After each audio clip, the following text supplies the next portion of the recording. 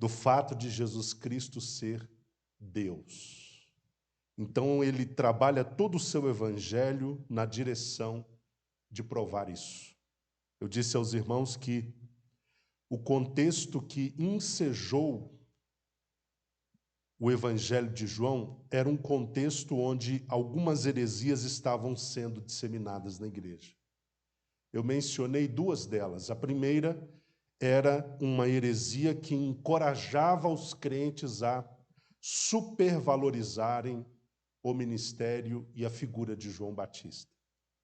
E a segunda heresia era uma heresia típica dos gentios, que bebiam na fonte do helenismo ou na fonte da cultura grega. E eu estou falando sobre o gnosticismo, que era uma heresia de base filosófica que estava ganhando corpo na igreja.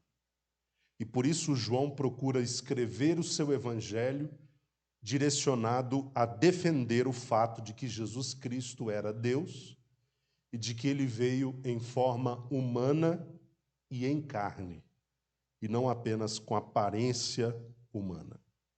Acerca da data da escrita do livro, eu disse aos irmãos que foi por volta do ano 100 que João, o evangelista, escreveu o evangelho, e isso na cidade de Éfeso. A respeito um pouco da biografia de João, nós vimos que ele era filho de Zebedeu e era irmão de Tiago, e ambos filhos de Salomé. E provavelmente Salomé era irmã de Maria, mãe de Jesus. Então nós temos um grau de parentesco entre o evangelista João e Jesus Cristo. Falamos sobre o temperamento de João, o temperamento de Tiago. O próprio Jesus Cristo os chamou de Boanerges, que significa filhos do trovão, porque eles eram pessoas de temperamento difícil. Mas Jesus, apesar disso, decidiu apostar neles, e eles se tornaram grandes homens de Deus. Falamos sobre o contexto por trás da escrita da carta. Repetindo, o contexto tem um viés apologético. João procura fazer uma defesa, principalmente da questão de ser Jesus Cristo o Filho de Deus. Entramos no capítulo 1, do versículo 1 a 5, na quarta passada, onde nós falamos sobre Jesus Cristo na condição de verbo e de luz do mundo.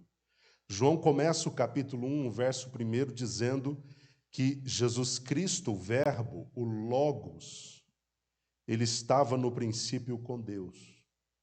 Quando João usa essa expressão, estava no princípio com Deus, ele faz alusão ao que nós temos escrito em Gênesis capítulo 1, versículo 1, onde o texto diz que no princípio criou Deus o céu e a terra. Eu disse aos irmãos que este princípio está localizado num lugar atemporal, um lugar, um momento que ocorreu antes mesmo do tempo. No princípio, Deus fez todas as coisas, tanto as que estão no céu como as que estão na terra. E João diz que o Filho estava com Deus lá, neste tempo atemporal. Está sendo um pouco estranha essa expressão, né? Tempo atemporal. Mas nesse lugar onde o tempo não existia, Jesus já estava com Deus. E é interessante que ao dizer que ele estava no princípio com Deus, João estava reforçando a doutrina cristológica da pré-existência de Cristo. Esta questão da pré-existência de Cristo está dentro da cristologia. Cristologia, dentro da teologia, é o estudo de Cristo. Cristo é pré-existente. Ele existe antes de todas as coisas, inclusive antes do tempo. E ele está desde a eternidade com Deus, em perfeita e plena associação e unidade. João também diz que ele era Deus, ainda no versículo 1. Estava com Deus e a palavra era Deus. Vejam que, como dissemos na quarta passada, Jesus não se fez Deus, mas era Deus. Então isso aponta para a plena deidade de Jesus Cristo, que em associação com Deus, lá no princípio, criou todas as coisas. Eu disse aos irmãos também que para os judeus o logos, o verbo, era a palavra incontestável. Era a palavra que determinava todas as coisas, era a palavra infalível. Mas quando os gregos, os gentios que estavam na igreja, ouviam a expressão logos, eles eram arremetidos a pensar no logos como a mente de Deus, o raciocínio por trás da organização, normatização e lógica de todas as coisas. Então, quando ele fala de logos, João fala de logos, ele alcança os dois públicos. No entanto, cada público olha e entende a expressão logos a partir de sua perspectiva. Vamos avançar aqui, que essa revisão está demorando. E Jesus, versículo 5, diz João, é a luz que resplandece. Já pulamos o versículo 2, 3, 4, e já estamos no versículo 5 para a gente começar o texto de hoje, senão a gente vai ter de repetir tudo que já falou, né? Jesus é a luz que resplandece nas trevas. Eu disse aos irmãos que a palavra trevas aqui é uma expressão para ignorância. Assim como luz geralmente é uma expressão para entendimento, para revelação. Jesus Cristo é a luz que resplandece nas trevas da ignorância, nas trevas do mal, nas trevas do pecado. E Jesus, na condição de luz, como João nos mostra com toda clareza, ele resplandece de modo ininterrupto. Ele, como luz, não pode ser resistido, não pode ser extinguido pela escuridão. Jesus não pode ser impedido pelas trevas da maldade. E é interessante nós pensarmos que a luz de Cristo não só brilha a despeito das trevas, como também dissipa as próprias trevas. Então chegamos no texto de hoje, versículos 6 a 9, o testemunho acerca da luz. Vamos ler estes versículos, do versículo 6 ao versículo 9. Houve um homem enviado de Deus cujo nome era João. Ele veio como testemunha para que testificasse a respeito da luz, a fim de todos virem a crer por intermédio dele. João não era a luz, mas foi enviado para testemunhar da luz. A palavra é a luz verdadeira, que vinda ao mundo ilumina a toda a humanidade. No início do estudo de João, nós dissemos que havia uma heresia que estava se tornando muito popular dentro da igreja. E esta heresia era uma heresia que supervalorizava a pessoa e o ministério do profeta João Batista. Alguns irmãos dentro da igreja, naquele tempo, próximo do ano 100 depois de Cristo, estavam colocando João quase que em pé de igualdade com o próprio Jesus Cristo, o Filho de Deus. E para corrigir esse raciocínio herege, porque não há ninguém que possa estar num lugar de equivalência ao de Cristo, João, o evangelista, procurou, por meio das suas palavras aqui neste texto, mostrar qual era, de fato, o lugar do profeta João Batista em relação a Jesus. No versículo 6, como nós lemos, João realça o fato de que João Batista, ele era sim, e isso era inegável, um homem enviado de Deus. João Batista era sim um homem enviado de Deus. No versículo 7, João, o evangelista, diz que João Batista, ele veio com um ministério específico. E ele não diz que o ministério de João Batista era o de salvar os pecadores dos seus pecados. Mas ele diz que o ministério de João Batista consistia em ser testemunha da luz. Ele veio para que testificasse a respeito da luz, a fim de todos virem a crer por intermédio dele. O ministério de João Batista consistia em testificar a respeito da luz, mas não em ser ou se apresentar como sendo a luz. Vocês entenderam isso? O Evangelho está dizendo que João Batista veio para testificar a respeito da luz. Logo, ele, João Batista, não era a luz. Ele era uma testemunha que veio para testificar da luz. Apesar de testificar da luz, no versículo 8 nós vemos, como eu acabei de dizer, que João Batista não era a luz. No versículo 9, nós vemos quem era a verdadeira luz. A verdadeira luz, sobre quem João Batista testificava, era Jesus Cristo, a palavra. Jesus Cristo, o Logos. Jesus Cristo, o Verbo. Então, o ministério de João Batista consistiu em precursar a chegada deste que era a luz.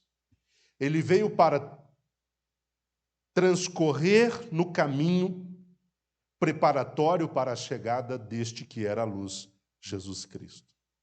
Se João Batista, então, era testemunha da luz e não a luz, logo, a luz era maior do que ele. Compreendem esse raciocínio, queridos? Ele veio para testificar a luz, mas não sendo ele, João Batista, a luz. Então, se ele veio para testificar da luz, sem ele ser a luz que viria posteriormente, ela sim era maior do que João Batista. Então, colocando João Batista com o seu ministério ao lado de Jesus Cristo, quem ocupava a posição de superioridade? Jesus Cristo, a luz. E João Batista estava bem abaixo, porque a sua missão, repito, era precursar, era anteceder, era preparar o caminho para a chegada definitiva da luz. Versículos 10 a 14, nós temos a rejeição da luz. Vamos ler esses versículos, do 10 ao 14. Se os irmãos tiverem qualquer dúvida, pode perguntar. Aquele que é a palavra estava no mundo, e o mundo foi feito através dele, mas o mundo não o conheceu. Ele veio para o que era seu, mas os seus não o receberam. Mas a todos quantos o receberam, deu-lhes o direito de se tornarem filhos de Deus, ou seja, aos que creem no seu nome. Os quais não nasceram do sangue, nem da vontade da carne, nem da vontade do homem, mas de Deus. E a palavra se fez carne e habitou entre nós. Vimos a sua glória, glória como a do unigênito do Pai, cheio de graça e verdade.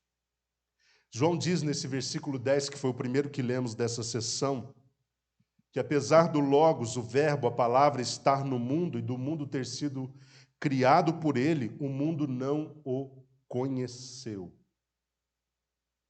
Ou seja, o mundo, devido às trevas nas quais estava encerrado, não foi capaz de discernir a luz como luz. Não foi capaz de entender que Jesus era quem era, o Criador de todas as coisas e agora a palavra encarnada, vinda da parte de Deus para a salvação dos homens. Ele veio, inclusive, para aqueles que eram tidos como seus, é o que diz o versículo 11. E quem eram estes que deveriam ser os seus? Os judeus, o seu povo, aqueles que tinham a mesma ascendência em Abraão. Eles, diante da luz, não enxergaram a luz, não a receberam como luz, porque, repito, haviam trevas muito densas pairando no entendimento dos judeus. Eles estavam aguardando um Messias futuro que, na verdade, já era um presente. Eles o rejeitaram, não o receberam. Eles o preteriram. Eles não valorizaram a figura, a pessoa e o ministério deste que era a luz, deste que era o Messias, deste que era a palavra encarnada de Deus. No entanto, Deus faz algo estratégico. Se de um lado, aqueles que deveriam recebê-lo prontamente, porque eram dos seus, ou eram seus, mas não receberam, Deus estrategicamente abriu uma porta de acesso para que aqueles que pudessem recebê-lo, pudessem de fato fazê-lo por meio da fé. E eu estou falando da abertura que Deus deu ao acesso dos gentios. Paulo usa uma figura, uma metáfora em Romanos muito interessante, nós não vamos ler por causa do tempo, mas ele coloca Jesus como sendo a oliveira. Os judeus eram os ramos originais, mas que preteriram o Filho de Deus e por isso foram arrancados na severidade de Deus. Por outro lado, Deus deu acesso aos que creem para que eles, mesmo não sendo naturais da oliveira, fossem nela enxertados. E Paulo usa a expressão zambujeiros, que era uma árvore de natureza brava. O fruto do zambujeiro era venenoso, não podia ser comido, porque no caso de ser comido, trazia um envenenamento do corpo e até ocasionava a morte. Nós éramos como estes ramos de zambujeiro. Nós éramos de uma natureza brava, pecaminosa, venenosa, danosa. Os nossos frutos não eram bons, não eram comestíveis, não glorificavam a Deus. Mas a partir de um ato de fé, o que Deus fez? Nos deu acesso à oliveira, nos enxertou na oliveira, e uma vez tendo nos enxertado em Jesus Cristo, o que veio de Jesus a nós mudou a nossa condição e o nosso estado. É por isso que hoje os nossos frutos em Deus são frutos agradáveis, comestíveis, que glorificam a Deus e que abençoam a vida das pessoas.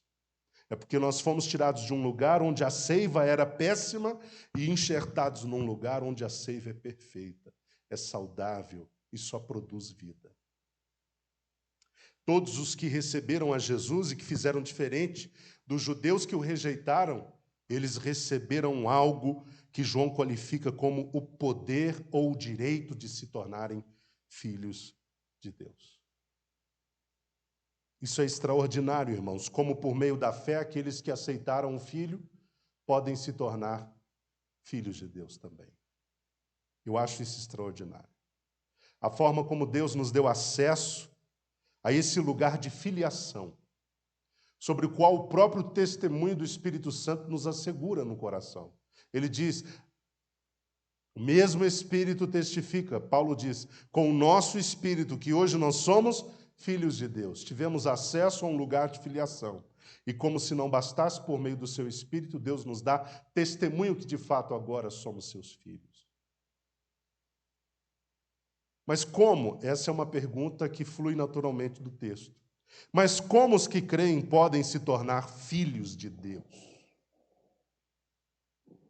Por meio de um novo nascimento carnal, decorrente do desejo ou do esforço humano, como tentou equacionar aquele grande cátedra Nicodemos, que apesar de todo o seu conhecimento, não conseguiu decifrar as coisas do Espírito quando Jesus falou sobre o novo nascimento?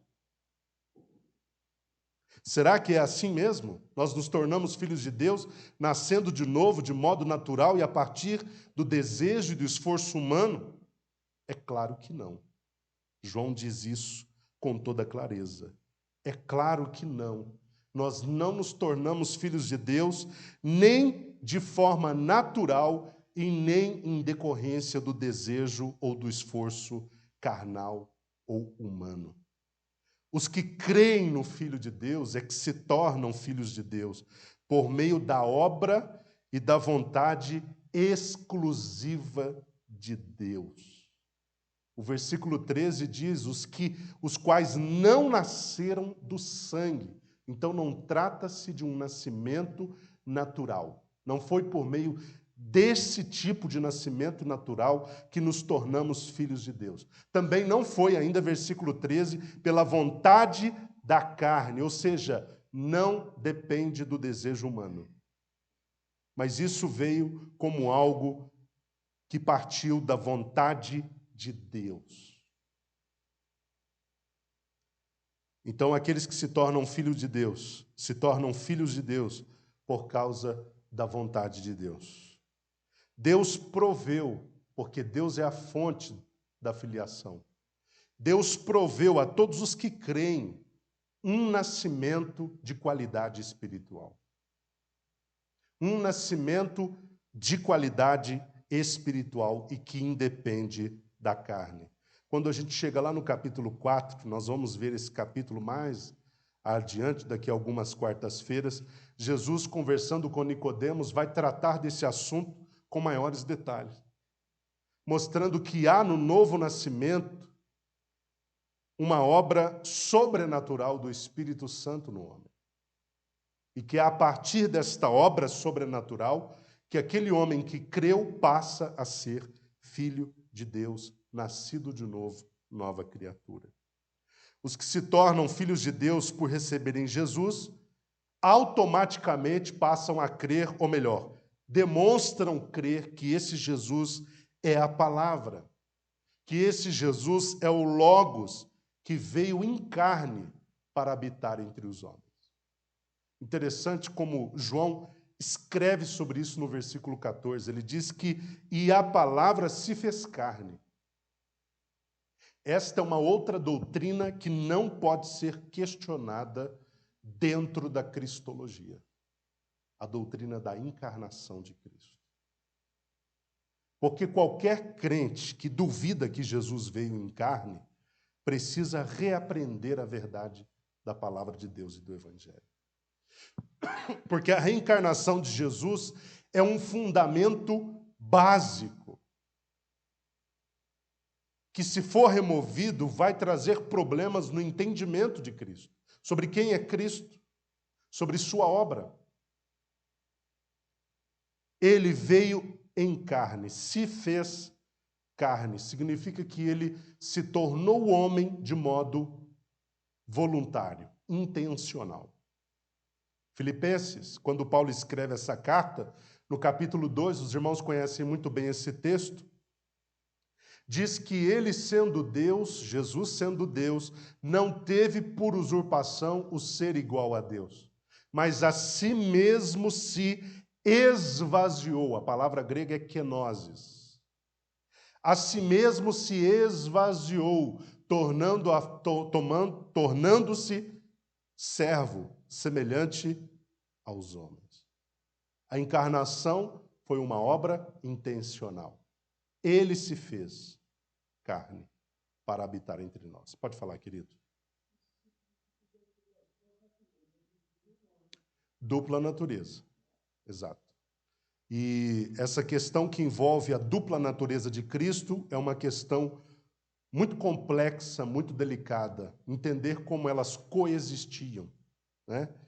E isso demanda muito tempo para a gente falar sobre isso. Mas é fato, sim, que ele veio mantendo sua natureza divina e assumindo agora a natureza humana. No entanto, sem pecado.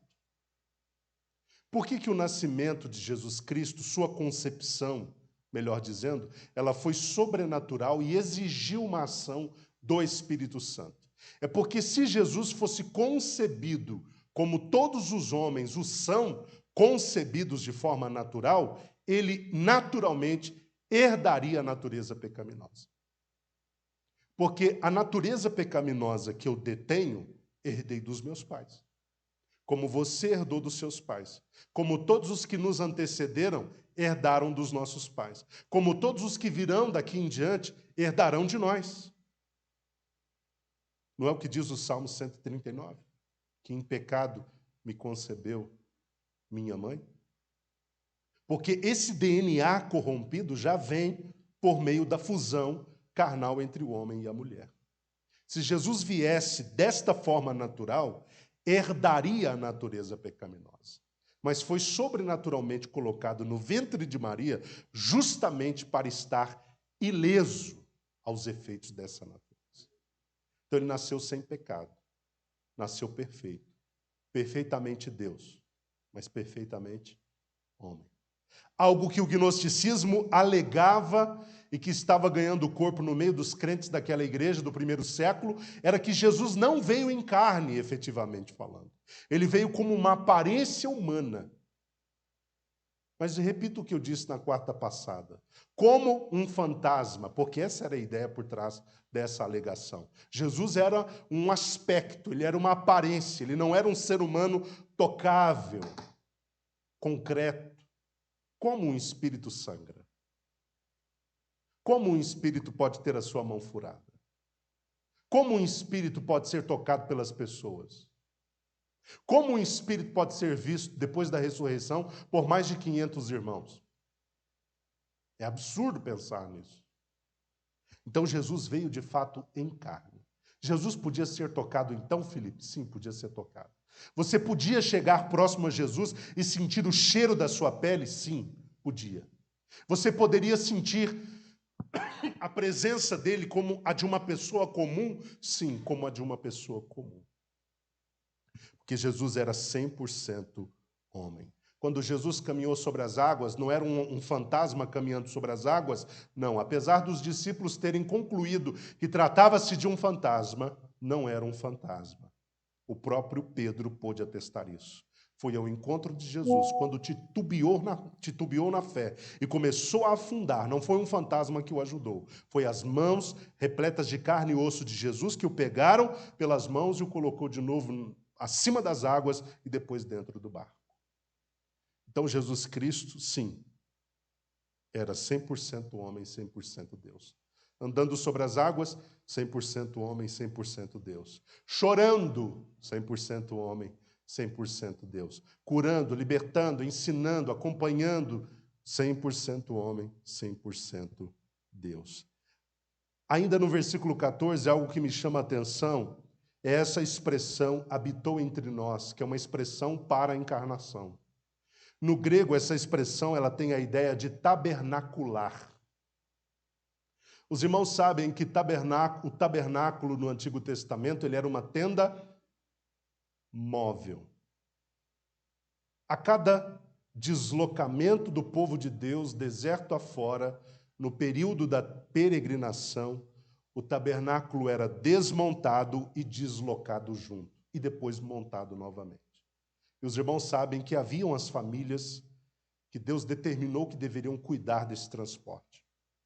Por que é interessante João usar o termo tabernacular para esta expressão habitou entre nós? Porque Jesus veio na condição em que nós viemos ao mundo, na condição de tabernáculos. Tendas que foram montadas por ocasião do nascimento, mas que serão desmontadas por ocasião da morte. O apóstolo Paulo fala sobre isso. Quando ele fala sobre as nossas dificuldades deste tempo, que não podem ser comparadas com a glória do futuro, ele usa a expressão tenda desmontável para falar do nosso corpo. O corpo que sofre com as agruras da vida, do tempo, da passagem do tempo.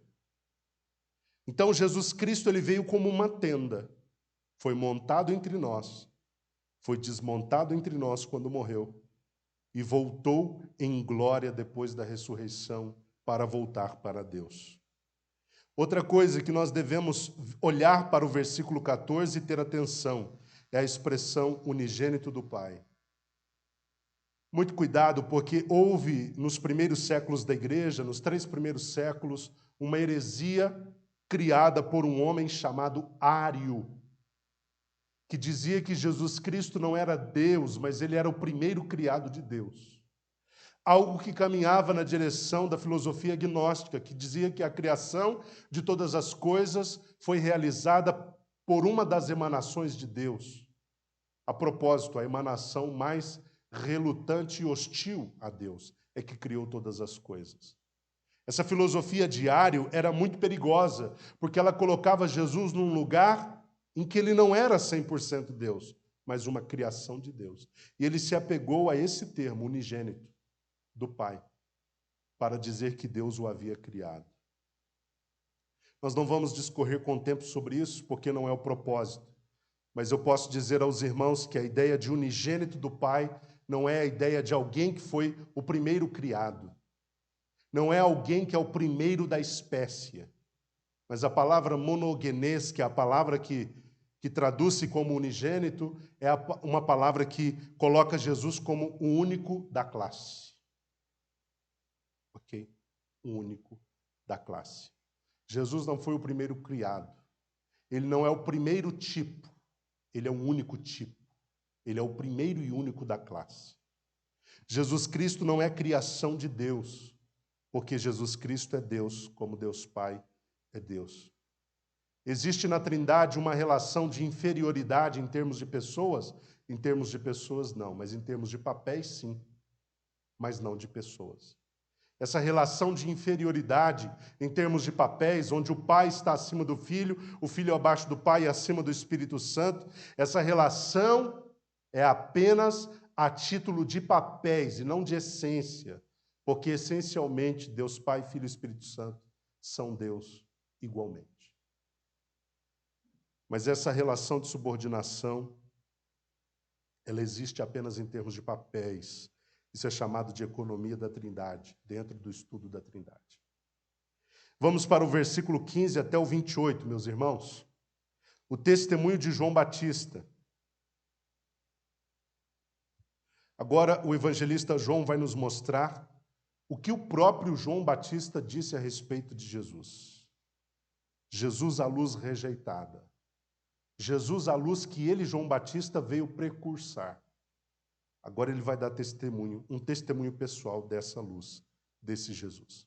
Versículo 15 até o 28, vamos ler. João testemunha sobre Jesus e exclama dizendo: Este é aquele de quem eu disse, ele, o que vem depois de mim, tem a excelência, porquanto já existia antes de mim. E da sua plenitude todos nós temos recebido graça sobre graça, porquanto a lei foi dada por intermédio de Moisés, mas a graça e a verdade vieram através de Jesus Cristo. Ninguém jamais viu a Deus, o Filho unigênito, que está no seio do Pai, é quem o revelou. E este é o testemunho de João, quando os judeus enviaram de Jerusalém sacerdotes e levitas para o interrogarem: Quem és tu? Ele confessou e não negou, mas declarou francamente: Eu não sou o Cristo. E o questionaram: Quem és, então? És tu Elias? Ele disse: Não sou. Não o sou. És tu o profeta? E João afirmou: Não. Então perguntaram a ele: Quem és tu? Dá-nos uma resposta para que levemos àqueles que nos enviaram. Que dizes a respeito de ti mesmo? E João lhe disse: Eu sou a voz que clama no deserto. Fazei um caminho reto para o Senhor, como disse o profeta Isaías.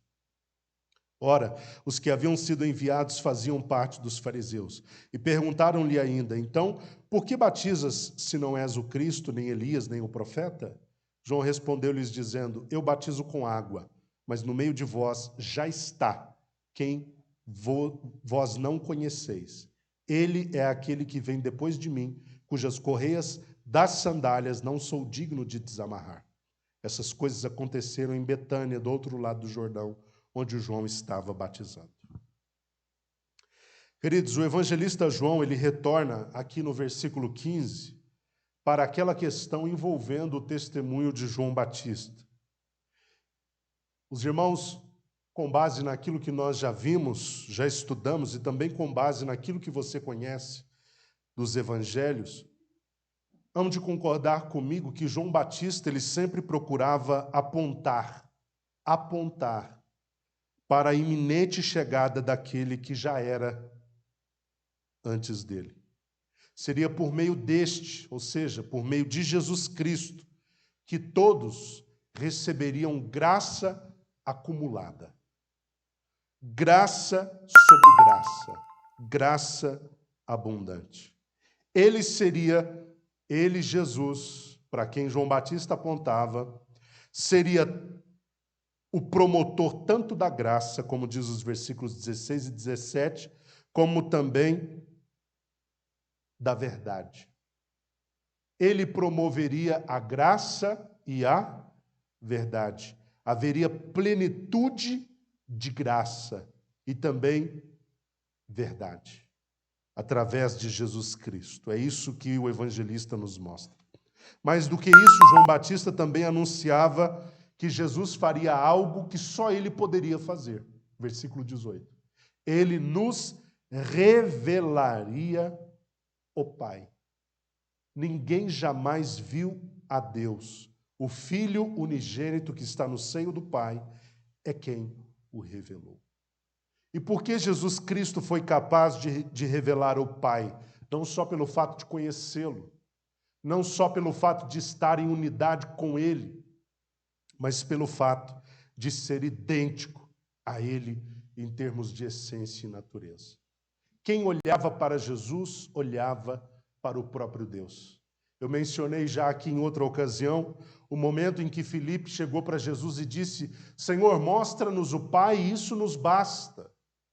Qual foi a resposta de Jesus? Filipe, eu estou há tanto tempo convosco e você não entendeu que quem vê a mim vê ao Pai? Jesus é a expressa imagem de Deus, o Pai. O autor aos Hebreus fala sobre isso no capítulo 1. Ele é a expressa imagem. Jesus é a expressa imagem do Deus invisível. E a expressão expressa imagem significa character, caractere. Jesus é exatamente como o Pai é. João Batista tinha claro na sua mente quem ele era e o que ele representava dentro do plano redentivo de Deus. Quando João Batista, de acordo com o que lemos, foi questionado por aquela corja, me perdoe o termo, de levitas e sacerdotes sobre quem ele era, vejam que ele em nenhum momento diz ser o Cristo. Pelo contrário, ele procura mostrar que ele não era o Cristo. Em seguida, não se contentando com essa resposta de João, onde ele afirma não ser o Cristo, aquela corja insiste em questioná-lo. E agora pergunta: então você é o profeta Elias? Não é isso que está no texto aí? Você não é o profeta Elias, então? E por que eles perguntam isso para João Batista? Porque eles acreditavam, com base na profecia de Malaquias, capítulo 4, versículo 5, que o Messias prometido seria antecedido pelo profeta Elias. O profeta Elias viria e, por meio do seu ministério, prepararia a chegada do Messias. É isso que diz Malaquias, capítulo 4 e 5. Então, quando eles questionam João Batista se ele era ou não o Elias profetizado, eles tinham isso em mente. João respondeu também que, além de não ser o Cristo, também não era João Batista, apesar que a sua função correspondia ao que predizia a profecia de Malaquias 4:5. Elias, a pessoa de Elias não veio, mas o ministério profético foi representado com toda segurança por meio do ministério de João Batista. Agora, prosseguindo no texto que nós lemos, meus irmãos, aqueles inquiridores, não contentes com as duas respostas anteriores de João, ainda perguntaram por que ele batizava as pessoas. Se ele não era Cristo e se ele não era Elias. Qual foi a resposta de João, meus amados? Ele respondeu que seu batismo era apenas um batismo com água, mas que já estava entre eles aquele de quem ele não era sequer digno de desatar as correias da sandália. O que João está dizendo com essas palavras? É que já estava entre eles alguém que era infinitamente superior a ele e que teria um ministério muito mais poderoso do que o dele. O ministério dele era apenas preparar o caminho e batizar as pessoas em água. Mas aquele que viria depois dele, do qual ele não era digno de desatar as correias da sandália, este teria um ministério extraordinário e ele seria, de fato, o Cristo. Quando João disse que não era digno sequer de desatar as sandálias, as correias das sandálias daquele que viria depois dele, ele está se colocando abaixo dele. Se ele diz, eu não sou digno sequer de desatar as correias, ele está dizendo, o que vem depois de mim é maior do que eu. O versículo 28 diz que estes episódios, envolvendo o testemunho de João Batista acerca de Jesus Cristo, ocorreram na cidade de Betânia, que ficava do outro lado do Jordão, onde João estava batizando. Agora, versículos 29 a 51. Nós vamos ver o momento em que João Batista se encontra com a luz. João Batista se encontra com Jesus Cristo. No dia seguinte, João viu a Jesus que vinha caminhando em sua direção e disse, eis o Cordeiro de Deus que tira o pecado do mundo. Este é aquele do qual eu disse, depois de mim vem um homem que tem a excelência, pois que já existia antes de mim. Eu não o conhecia, mas a fim de que ele fosse revelado a Israel, vim por isso batizando com água. E João testemunhou dizendo, viu o Espírito descendo do céu como uma pomba e permaneceu sobre ele. Eu não o conhecia. Aquele, entretanto, que me enviou a batizar com água, me disse, aquele sobre quem vires descer e permanecer o Espírito, este é o que batiza com o Espírito Santo. E eu, de fato, vi e testifico que este é o Filho de Deus. No dia seguinte, João estava outra vez na companhia de 2 dos seus discípulos, e observando que Jesus passava, disse, eis o Cordeiro de Deus. Os 2 discípulos ouviram o que ele falou e se tornaram seguidores de Jesus. Então Jesus, voltando-se e vendo que os 2 o seguiam, disse-lhes, que estáis procurando? Eles disseram, Rabi, que quer dizer mestre, onde estás hospedado? E Jesus disse, vinde e vede. Eles foram e viram onde Jesus estava morando e ficaram com ele aquele dia, sendo isso por volta da hora 10ª. Um dos 2 que ouviram João falar e seguiram Jesus era André, irmão de Simão Pedro. Ele primeiro procurou seu próprio irmão Simão e lhe disse, encontramos o Messias, que quer dizer o Cristo. E o levou a Jesus. Quando Jesus olhou para ele, disse, tu és Simão, filho de João, tu serás chamado Cefas, que quer dizer rocha. No dia seguinte, Jesus decidiu ir para a Galileia. Quando encontrou a Filipe, disse-lhe, segue-me. Ora, Filipe era de Betsaida, cidade de André e de Pedro. Filipe encontrou a Natanael e disse-lhe, encontramos aquele sobre quem Moisés escreveu na lei e a respeito de quem também escreveram os profetas, Jesus de Nazaré, filho de José. E Natanael disse-lhe, pode alguma coisa boa vir de Nazaré? Filipe respondeu-lhe, vem e vê. Jesus viu Natanael se aproximando e disse a seu respeito, eis um verdadeiro israelita em quem não há falsidade. Disse-lhe Natanael, de onde me conheces? Respondeu-lhe Jesus, antes de Filipe te chamar, quando tu estavas debaixo da figueira, eu te vi. Natanael exclamou, mestre, tu és o Filho de Deus, tu és o Rei de Israel. Jesus respondeu, porque eu disse que te vi debaixo da figueira, crês? Pois tu verás coisas muito maiores do que estas. E disse-lhes Jesus, em verdade vos asseguro que vereis o céu aberto e os anjos de Deus subindo e descendo sobre o Filho do Homem. Graças a Deus. Meus amados, no dia seguinte ao do seu testemunho acerca de Jesus Cristo, o texto diz que João Batista teve um segundo encontro com Jesus Cristo. E João Batista, assim que o avistou, reconheceu sua messianidade. Versículo 29, a alegação ou a declaração de João Batista foi, eis o Cordeiro de Deus. Ele está declarando isso aos ouvidos de todos aqueles que estavam margeando o Jordão. Eis o Cordeiro de Deus que tira o pecado do mundo. De acordo com a profecia de Isaías, no capítulo 53, versículo 7, o Messias seria como um cordeiro, como uma ovelha, e seria conduzida para ser morta no matadouro. O batismo com água, realizado por João Batista, ele servia apenas para denunciar a presença do pecado e a necessidade de arrependimento e purificação. Repito, servia apenas para denunciar a realidade do pecado, a necessidade do arrependimento e da purificação. No entanto, o batismo de João Batista não tinha o poder de operar nem o perdão, nem a purificação na vida daqueles que se arrependeram dos pecados. O batismo de João era um símbolo O batismo realizado por João, através das águas, era uma representação de uma realidade que viria a seguir.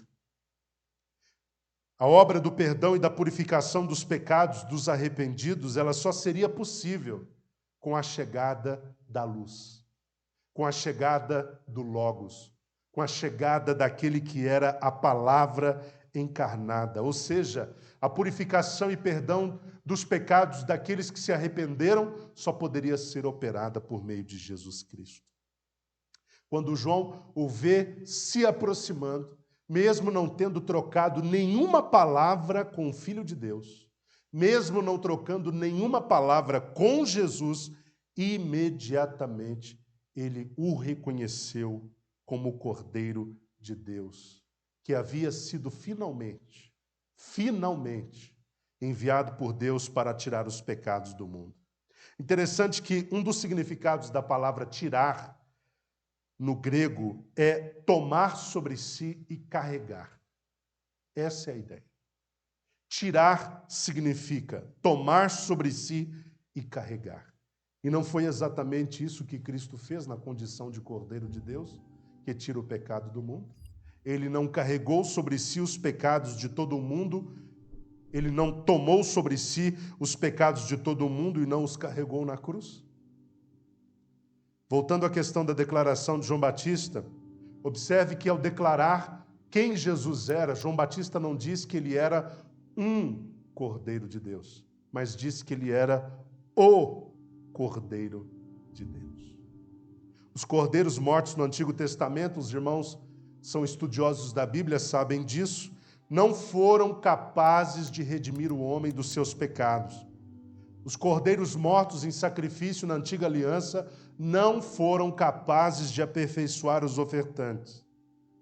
Cada cordeiro que era oferecido no altar do holocausto era apenas mais um cordeiro. Mas no caso de Jesus é diferente. Ele é o cordeiro. Por que ele é o cordeiro? Porque o seu sacrifício foi o último necessário.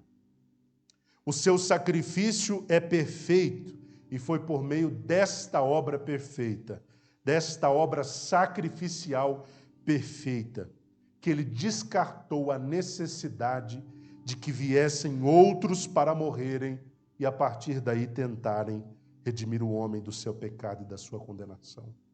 Hebreus capítulo 10, versículos 1 a 18, mostra como esta obra realizada por Jesus é única, perfeita e, portanto, irrepetível. Nós não vamos ler o texto por causa do tempo, mas deixa registrado para você ler em casa depois. Obra única, perfeita e, portanto, irrepetível. Por isso, João usa o artigo o antes do substantivo cordeiro. Porque ele foi o último necessário. Ele foi o último cuja morte foi necessária. Quando ele veio e morreu, ele realizou a completa justiça de Deus. Ele satisfez a completa justiça de Deus. E por essa razão, depois de Jesus, nenhum outro será necessário. Quando Paulo fala sobre o contraste que há entre o primeiro e o segundo Adão, ele não diz que há uma diferença entre o primeiro e mais um Adão, mas entre o primeiro e o último Adão, porque Jesus é o último, é o segundo e o último Adão, porque sua obra foi perfeita. João também reconheceu a sua primazia e existência, primazia e pré-existência de Jesus Cristo. Ele diz no versículo 30, este é aquele do qual eu disse, depois de mim vem um homem que tem a excelência, pois que já existia antes de mim. João sempre deixou claro que aquele que viria depois dele seria muito maior do que ele. Ele nunca escondeu isso dos seus ouvintes. E ali, naquele segundo encontro, ele está trazendo à memória deles algo sobre o qual ele já vinha dizendo em todo o seu ministério. Depois de mim vai vir alguém que é maior do que eu. Depois de mim vai vir alguém que é mais excelente do que eu. E não apenas mais excelente ou melhor ou mais supremo. Vai vir aquele que é pré-existente. aquele que já existia muito antes de mim.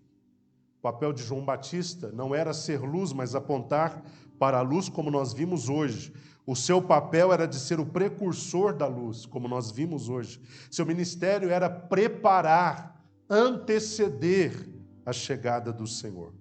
Aquele que viria depois dele, este sim, seria maior e a sua existência desde a eternidade.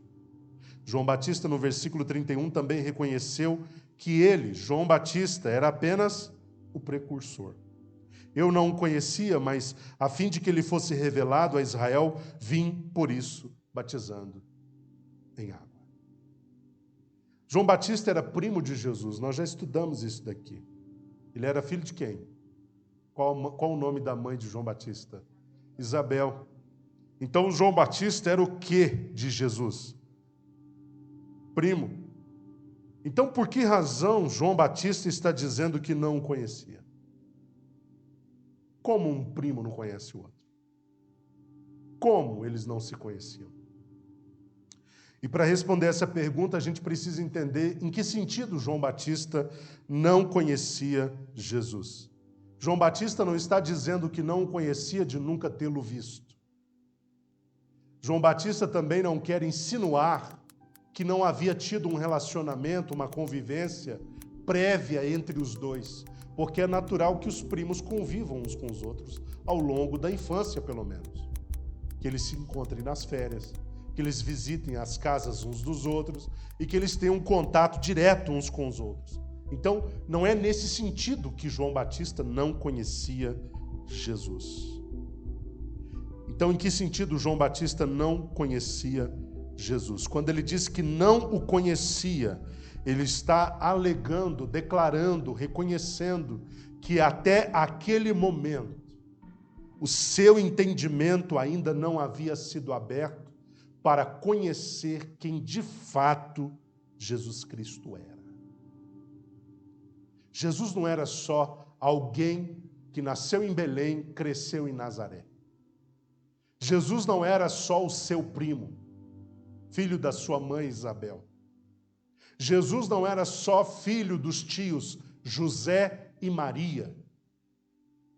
Havia um aspecto sobre Jesus que João Batista ainda não tinha entendido, e foi exatamente nesse encontro que ele entendeu. O aspecto de que Jesus era o Filho de Deus, o Salvador do mundo. Portanto, Jesus era o Messias pré-anunciado nas profecias do Antigo Testamento. Essa verdade foi descortinada no entendimento de João Batista, quando ele disse: eis aí o Cordeiro de Deus que tira o pecado do mundo. Essa verdade tornou-se clara, algo que por anos ele não acessou.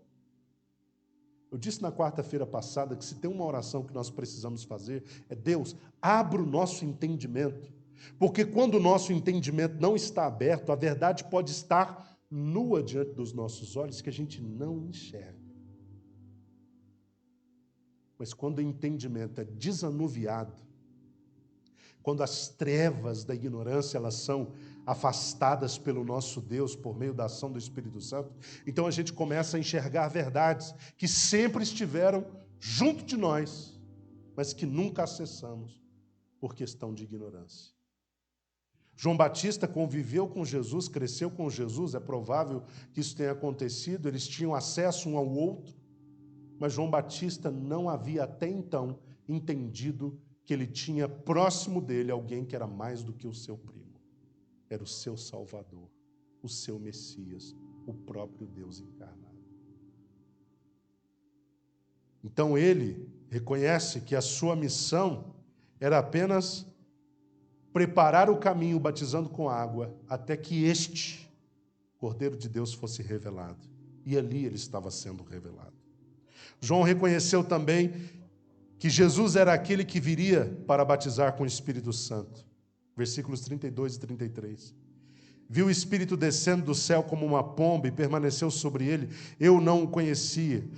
conhecia. Aquele, entretanto, que me enviou a batizar com água me disse: aquele sobre quem vires descer e permanecer o Espírito, esse é quem batiza com o Espírito Santo. Talvez os irmãos tenham se perguntado: tá, mas João Batista passou uma vida com Jesus sem ter o entendimento de quem ele realmente era.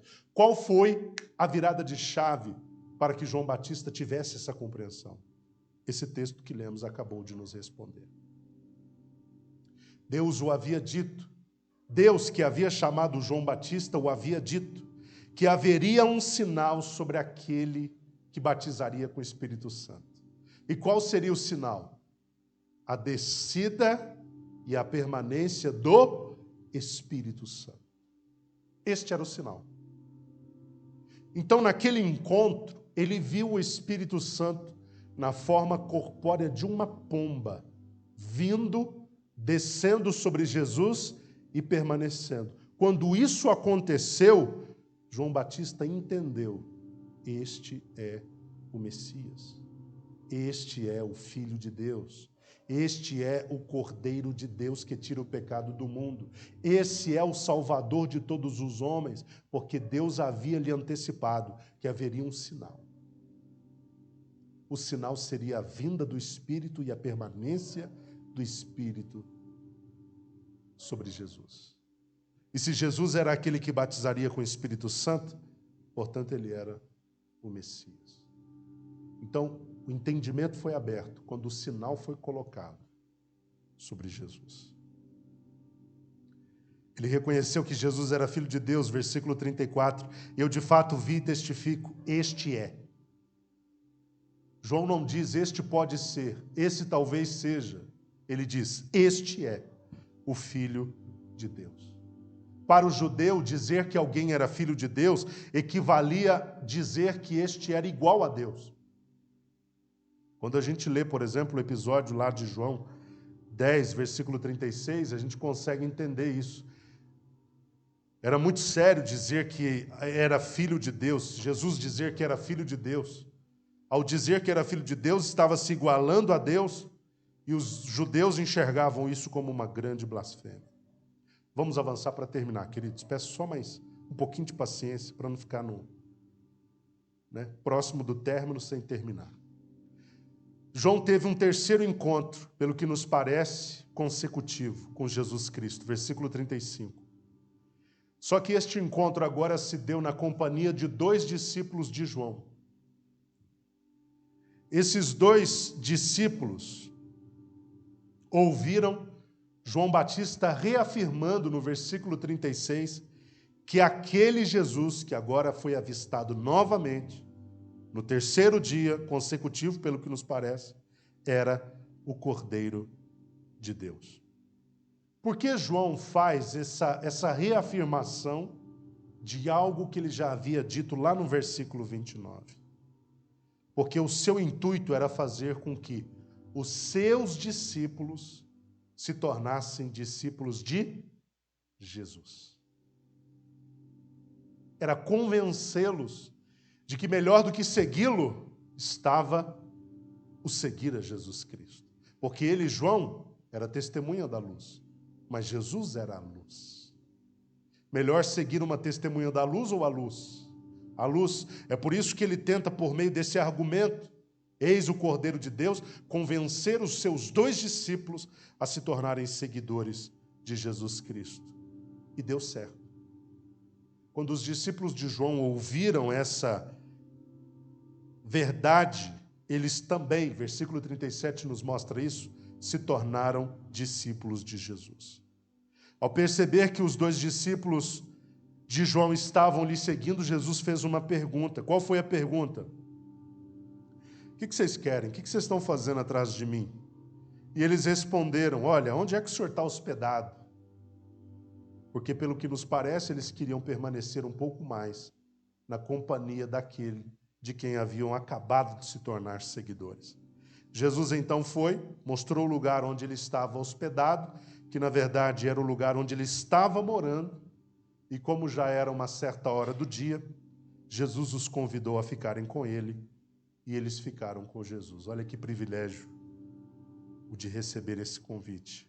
Versículo 40 diz que um dos dois discípulos se chamava André, e que este era irmão de Pedro, Pedro o apóstolo.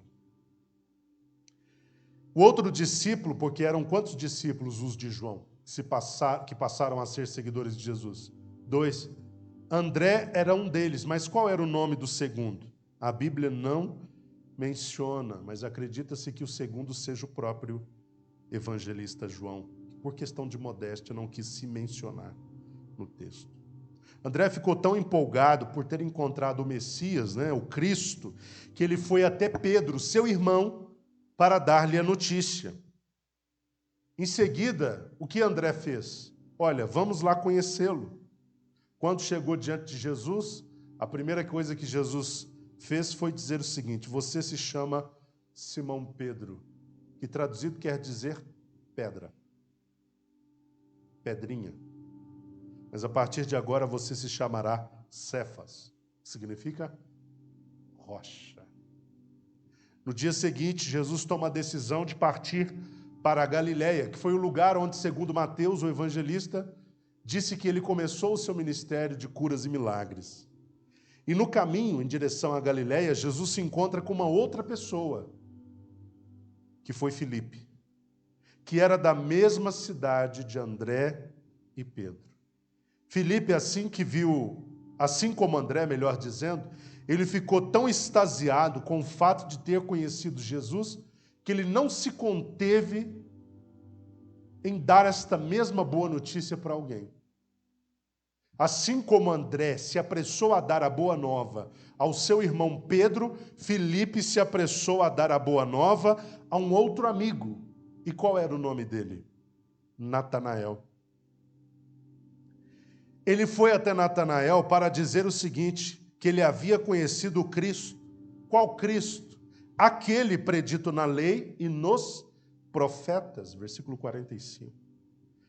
Não se sabe ao certo que Natanael era este. A Bíblia não fala muito sobre ele, não dá detalhes sobre ele, mas é bem provável, de acordo com os estudiosos, que esse Natanael era Bartolomeu. Bartolomeu era um segundo nome de Natanael. Então ele se chamava Natanael Bartolomeu. O prefixo Bar significava sempre filho de. Bar Jonas, filho de Jonas. Bartolomeu, filho de Ptolomeu. Então é Natanael Bartolomeu. Existem textos que vão nos encaminhando a essa conclusão. Eu não tenho como tratar desses textos todos para que os irmãos entendam qual o caminho para se chegar a isso, por causa do horário. Mas fique com essa informação, que é bem provável que esse Natanael seja, na verdade, Bartolomeu. Bartolomeu tenha sido o seu segundo nome. Ao ouvir que Jesus, este que era o Cristo, de acordo com Filipe, era de Nazaré, o que Natanael disse? Pode alguma coisa boa vir de Nazaré? Vejam que ele já oferece uma resistência inicial. Como assim? Esse que você diz ser o Cristo veio de Nazaré? Pode alguma coisa boa vir de Nazaré? Porque Nazaré era uma cidade muito mal afamada. De lá só vinha gente problemática, bandido, assaltante, gente de má índole, marginais. Só gente dessa estirpe saía de lá. Como o Messias pode vir desse lugar? E Filipe, estrategicamente, faz um desafio a Natanael. Qual foi o desafio? Vem e veja. Ou seja, vem comigo e você tira as suas próprias conclusões. Quando Natanael estava chegando próximo a Jesus, na companhia de Filipe, Jesus já de longe deu um testemunho a respeito de quem era Natanael. E o que ele diz? Eis um verdadeiro israelita em quem não há falsidade. Natanael já chegou com as pernas tremendo e perguntando, mas o senhor me conhece de onde? De onde o senhor me conhece? Nós nunca nos vimos, não nos relacionamos. De onde o senhor nos conhece? Versículo 48. Me conhece. E Jesus respondendo, disse que o havia visto debaixo da figueira antes mesmo de Filipe chamá-lo.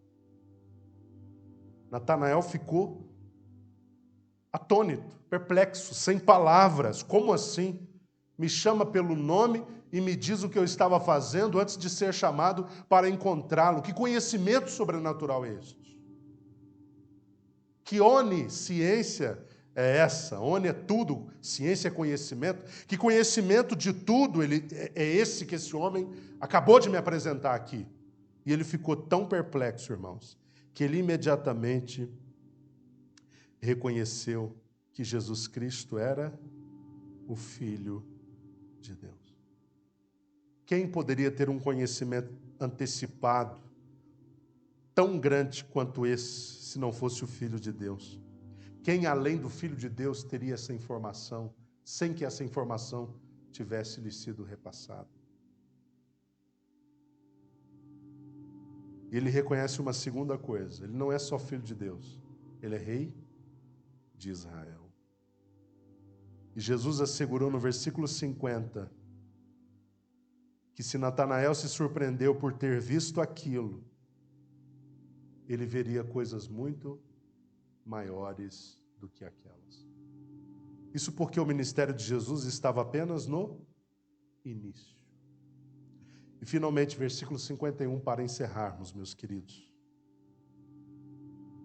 Jesus diz que, em verdade, assegurava aos discípulos que eles veriam o céu aberto e os anjos de Deus subindo e descendo sobre o Filho do Homem. Essa cena nos remete àquele episódio de Jacó, Gênesis capítulo 28, versículos 10 a 12.